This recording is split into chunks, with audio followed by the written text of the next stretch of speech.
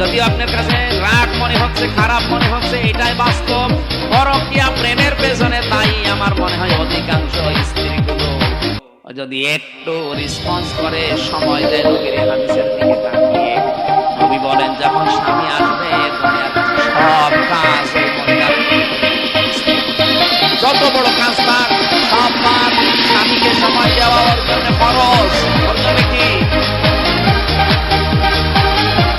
স্বামী এসেছে 8 ঘন্টা ডিউটি করে, ওর সময় দেওয়া দূরের কথা, হাঁসের হাঁস বড় হয়ে গেল, হাঁসের গলা টিপে মেরে গেল।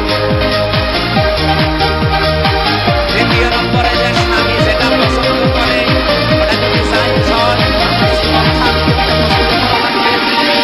স্বামী যদি পছন্দ করে যে আপনি হাঁটা কাটাতে অবস্থায় স্বামী যদি পছন্দ করে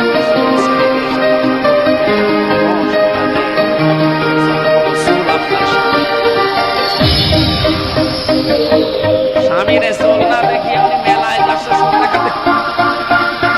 যত পুরুষ মানুষ আপনার চোল দেখবে, আল্লাহর কসম প্রতিটি চোলকে আপনি কোন স্বামী যদি তার স্ত্রীর মাথার উপরে হাত রাখে, হাত ছেড়ে পিছনে বসে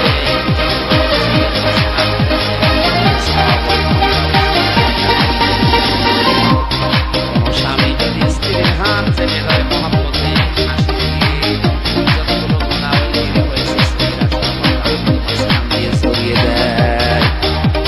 আমরা হাত ধরি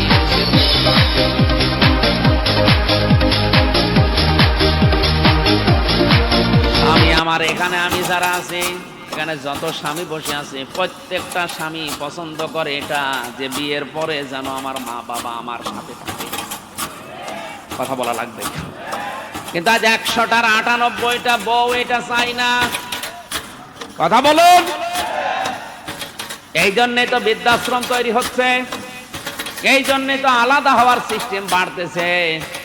খালি বারবার শ্বশুর বাড়ি থেকে ওরে বুদ্ধি দেয় আলাদা থাক, আলাদা হয়ে যা, ভালো খেতে পারবি। আরে বেটা ওর পেছনে আজ 25 বছর শ্রম দিলেও যে বুড়ো বুড়ি তারা এখন ডিলেট। কার কার বউ এরকম আছে যে আলাদা থাকতে চায়, বউ মা বাবার সাথে থাকতে চায় না? হাত তোলেন তো।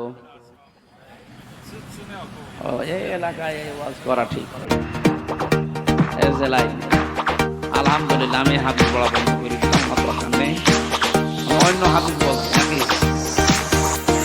সত্যি কি এরকম এলাকায় গাজীপুরে বৃদ্ধাশ্রম তৈরি হয়েছে কোন কারণে? আপনারা হাত তুলছেন না কোন কারণে? হাত তোলেন, কোনো ভয় নেই, ক্যামেরা আমার দিকে, হাত তোলেন। তাও যে হাত তুলেছে ও মুরব্বীর বউ বেশি আছে কিনা সন্দেহ, তো বউ বেশি থাকা সম্ভব না। 3 নম্বরে স্বামীর সম্পদ এবং তার সন্তানকে দেখে শুনে রাখবে, ইসলামের মধ্যে চালানোর জন্য চেষ্টা করবে। 4 নম্বরে স্বামীর মনে দুঃখ দিয়ে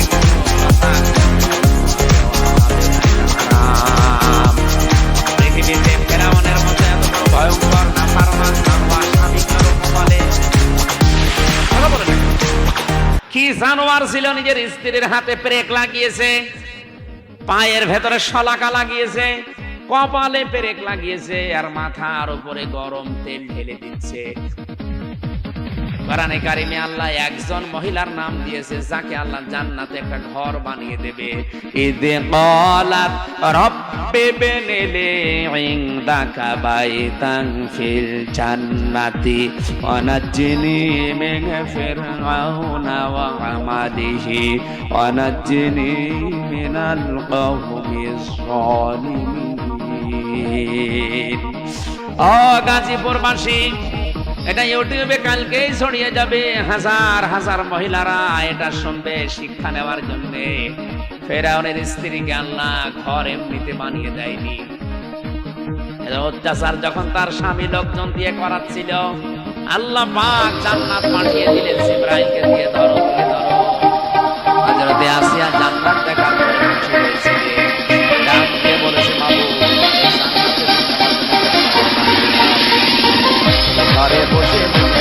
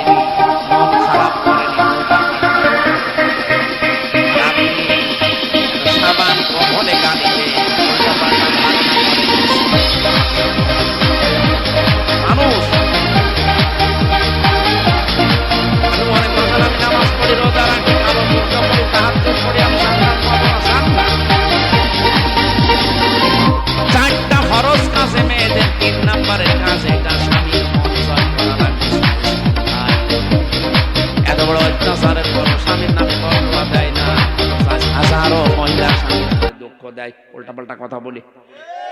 নামাজ পড়ছো, নামাজ আছে, নামাজ শেষ, সব ব্যর্থ করে দেবে আল্লাহ। আপনার দুনিয়াও ধ্বংস, আখিরাতও ধ্বংস। এই পৃথিবীতে আর একজন মহিলাকে আল্লাহ নিজে সালাম দিয়েছেন শুধু স্বামীর জন্য ভক্তি শ্রদ্ধা থাকার কারণে, হযরতে খাদিজা। একটাই মহিলাকে আল্লাহ দুনিয়ায় সালাম দিয়েছেন জিন্দা অবস্থায়।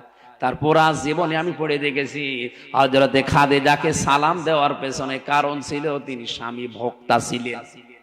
কি ছিলেন? স্বামীর প্রতি এত আনুগত্য দেখিয়েছেন, নিজের যে সম্পদ গুলো ছিল ওই জামানায় তিনি 7 নাম্বার ধনী ছিলেন পুরো আরব জাহানে।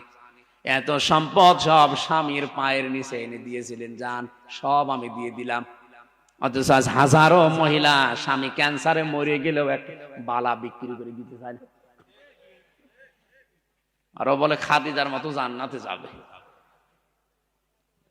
তোমার নামাজ নেওয়ার জন্য, রোজা নেওয়ার জন্য, কালো বোরকা নেওয়ার জন্য আল্লাহ বসিয়ে আছে। আপনি থামেন, আপনাকে আমি সতর্ক করলাম কোরআন দিয়ে হাদিস দিয়ে। এরপরেও যদি কেউ সতর্ক না হয়, আমার মনে হয় আমার কাছে এত লাঠি নেই যে পিটিয়ে সোজা করব। আল্লাহ মেয়েদেরকে 4টা কথা মেনে চলার তৌফিক দিন, বলেন আমিন।